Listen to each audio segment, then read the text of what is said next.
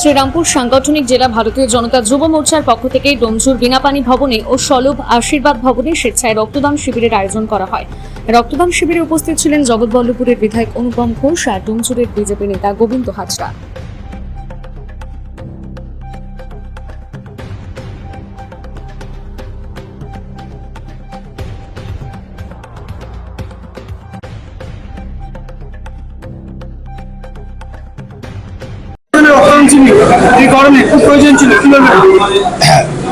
ভারতীয় জনতা পার্টি আজকে আমাদের মন কি বাত চলছে, এই মাত্র করে শেষ হয়েছে।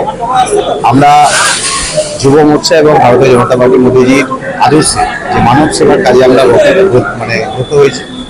এই কাজ সারা দেশ জুড়ে যেমন চলছে, আমাদের এখানে যুব মোর্চার ছেলেরা গরমেরই রক্তে যে সংকট চলছে, এই কাজটা অত্যন্ত ধন্যবাদ এবং আমি সকলকে ধন্যবাদ জানাবো যে এত সুন্দর একটি অনুষ্ঠান করবার জন্য।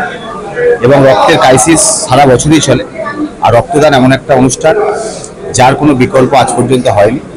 তো আগামী দিন এরা আরও বেশি বেশি করে মানুষকে সঙ্গে নিয়ে মানুষের সেবায় ব্রত কাজ করবে এবং আগামী দিন আমরাও আমাদের সামর্থ্য অনুযায়ী এদের পাশে থেকে মানুষের জন্য যা যা কাজ করার আমরা করব। এবং রক্তদান শিবির শুধু নয়, আরও বিভিন্ন সামাজিক যা যা কাজ করবো মানুষের কল্যাণের জন্য আমরা করব। এবং সরকারও মানুষের সেবায় যে সমস্ত কাজ করছে, আমরাও আমাদের সংগঠনের পক্ষ থেকে একই রকমভাবে মানব সেবার বিভিন্ন রকমের কাজে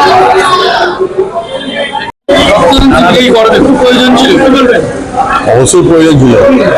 সারা বাংলা জুড়ে যে একটা তো ভোট প্রক্রিয়া শেষ হয়েছে, তার মধ্যে প্রচণ্ড দাবদাহ। এই দাবদাহের মধ্যে সারা বাংলায় যত হসপিটাল আজকে রক্ত শূন্য হয়ে পড়েছে। মুমূর্ষু রোগীদের বাঁচানোর জন্য এই রক্তের জোগান নেই। তাই বহু সংস্থা, বহু ক্লাব সংগঠন যেমন এগিয়ে এসছে, আর ভারতীয় জনতা পার্টি এই যে যুব মোর্চার যে উদ্যোগ, সফল টাইমে সফল উদ্যোগ, আমি সাধুবাদ জানাই। আগামী দিন এই যুব মোর্চা যেভাবে মুমূর্ষু রোগীদের জন্য যেভাবে রক্তদানের আয়োজন করেছে, আগামী দিন আরও অনেক অনেক বড় উদ্যোগ নিয়ে এরকম মানব সেবায় মানুষের সেবার জন্য এই রক্তদান উৎসব করবে বা অন্যান্য আরও প্রোগ্রাম করবে।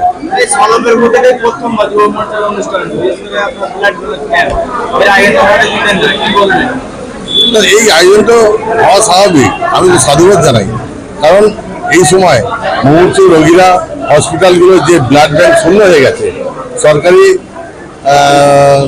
সরকারি ব্যবস্থা যে হসপিটালগুলো বিগত যে সরকার ছিল 15 বছর ধরে, এই হসপিটালগুলো একদম শেষ করে দিয়েছে। স্বাস্থ্য ব্যবস্থা ভেঙে পড়েছে। শুধু রক্তের জোগান নেই তা নয়, এখানে অনেক ব্যাপার সেই স্বাস্থ্য পরিকাঠামো ভেঙে গেছে। নতুন সরকার এসছে, নতুন উদ্যোগ নিয়ে এই স্বাস্থ্য পরিকাঠামো হসপিটালগুলো যাতে মানুষের সেবা হয়, তার জন্য সেই পরিকাঠামো তৈরি হবে।